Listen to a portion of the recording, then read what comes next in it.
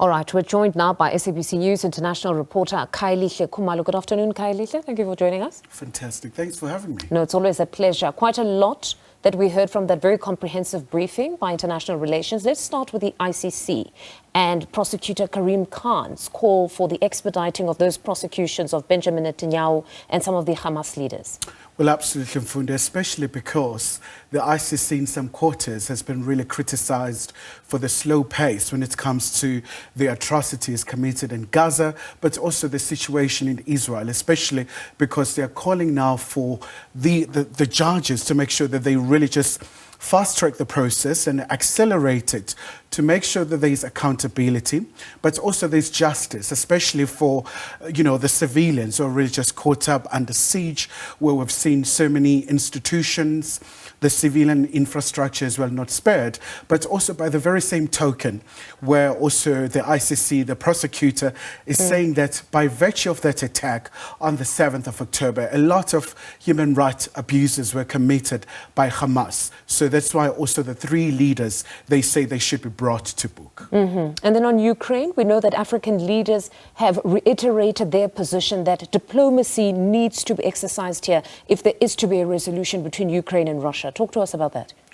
Precisely, Mfundo, especially when you look at the context of the conflict, where we've seen in some instances where Ukraine has been making inroads and taking certain territories. So South Africa is supporting the 10-point plan, where they say the issue of the UN Charter should be respected, the territorial integrity of Ukraine, but also the exchange of prisoners, but also raising the issue of the dialogue, saying that it's quite important to de-escalate the hostilities, deal with a number of outstanding issues, especially where we've seen so many initiatives, where we've seen also what's happened in Switzerland, where they were meeting, trying to thresh out a way forward in terms of making sure that the two parties are able to meet. But also what has really been very complex in this instance is the recent attacks that we have seen in Kursk, where President Putin said, by virtue and in light of these attacks, the issue around negotiations is quite now a bit of a tall order.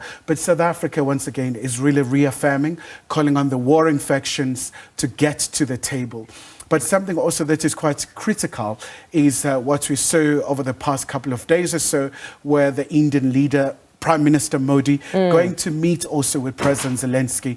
A country also a member of BRICS, just like South Africa, they do have access to the Kremlin, but also to the Ukrainian leader as well. Quite a very difficult and volatile situation there in the Ukraine as well as Russia. Then lastly, to a very scandalous and quite worrying story that we saw in Sunday papers on the SA Consul General, Mr. Lebone, having to be recalled to come and explain himself to Durko. What was stated around this?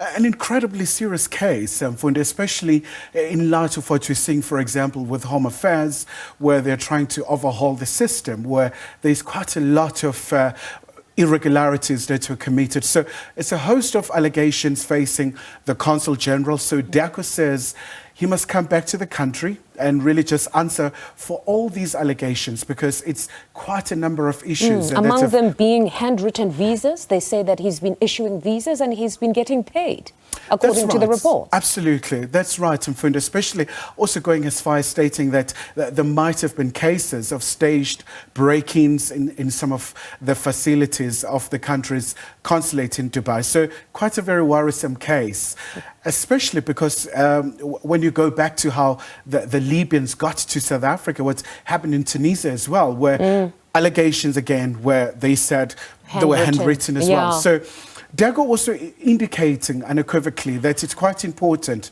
to minimize the human interaction in terms of the visa. So it's quite important for the system to be automated to avoid any instances where irregularities may be committed. So Mr. Lebone will have an opportunity to state his case in terms of what's really transpired here, what's going to be the way forward, but surely not such a very good, just case, especially when you look at South Africa and the visas and many other issues, how they've been trying to extradite the Guptas as well. So there's quite a lot at stake for South Africa here. So essentially, Dirk was sharing the sentiments of Minister Leon Schreiber that we need to see them move to a more digital system here, as you say, to limit the human error or human discretion, if you will. Khayelihle, thank you very much, as always, for that reportage. That's SABC News International reporter Khayelihle Khumalo giving us a wrap of what's happening in the world.